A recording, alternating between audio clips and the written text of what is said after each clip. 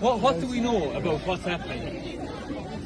We need to get the facts out. The facts are all that matters. There's too much confusion. We need to get our heads together. Does anyone know what's actually going on here? We don't know. And the reason we don't know is their local representatives are telling us absolutely nothing. There's a vacuum of information and misinformation going on here, and we don't have a clue what is happening. People are here and they're afraid about what's going to happen to the town. We need answers. Dara Cleary, Mark Duffy, Annie Mary, John O'Hara, the whole lot of you, Hugh Rouse, you all get down here, you're up there, you're paid to do a job, to represent your constituents. We've all voted for you, that's why you're up there doing the jobs. You've got the potholes filled, you've got the grass cut. Will you come down here and tell us what's happening so we can know? We don't know what's happening and we want to know. There's three main issues here as far as I can see it and as far as this group can see it. There's a lack of housing in the country and there's a lack of housing especially in Ballina because it's crumbling over pyrite. There's families there who have nowhere to live, their home is crumbling around them and they don't know what they're going to do. These people have paid off their mortgages and still their house falls around them. What do? They've lived their life and all they want to do is live happily ever after. And yet we have people coming in out of nowhere getting everything given to them for nothing. That's a fact. That's the first fact I'm working off. The second fact I'm working off. Tourism. Tourism taking a massive hit in this town ever since COVID. Hasn't recovered, hasn't had a chance to recover. We had the perfect opportunity to recover when the President of the United States came to this town and spoke outside our cathedral. American tourists want to come here and they want to see the town. They want to see what it's about.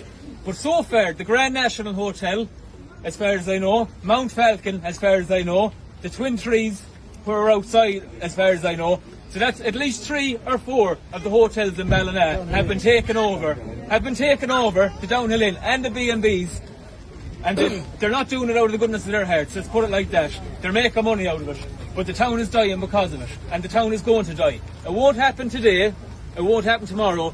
It won't happen in a week's time, and it won't happen in a month's time. It'll happen in drips and drabs. One shop will close, 2 shops will close, and they'll all end up closing, and that'll just be that. And we'll be all left wondering, oh, well, I wish I did more, I wish I did more. Well, it'll be too late then. Well done.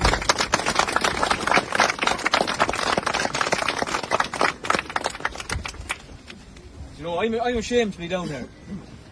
I'm absolutely ashamed of my life. I am a plumber, I'm not a public speaker.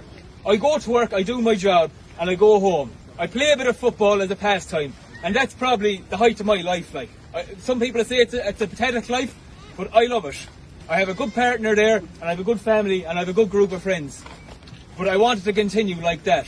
But here I am on a Monday evening in the rain, standing outside a hotel in my hometown, trying to protect it, and trying not to have it given over to people willy-fucking-nilly, so that a couple of fellas can make a lot of money. Some pencil pusher up in Leinster House decided, an unnamed blank-faced pencil pusher decided that he's going to, there's 100 beds in the Twin Trees Hotel, and he's going to slam in a heap of Ukrainians, or refugees, or wherever they're coming from, right?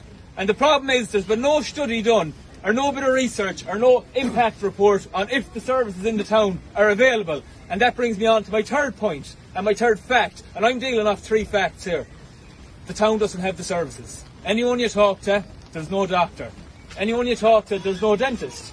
Anyone you talk to, which creche could we put it? There's a woman there now, and me and my partner have a child on the way, and I fear for that child. The reason I fear for it is I know people who are booking creches for 3 years' time, 4 years' time to try and get a child in. That's ridiculous. We're told this is a wealthy country. How in the name of God do we have to book a creche 3 years in advance? We're being told rubbish.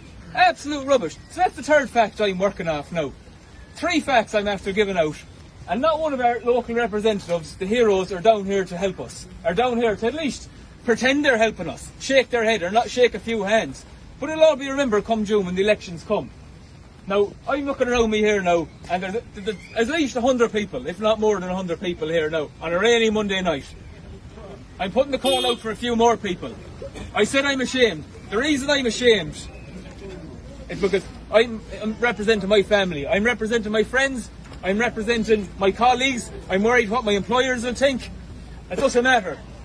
What really ashames me is if I stayed at home, the coward, stayed home as a coward and didn't come out and at least tried to make a difference. So I'm going to be on the right side of history, and so is everyone else here is going to be on the right side of history when all it comes out of the wash down the line. And hopefully now we can get a few more people down along with us. So come and join us down here at the Twin Trees.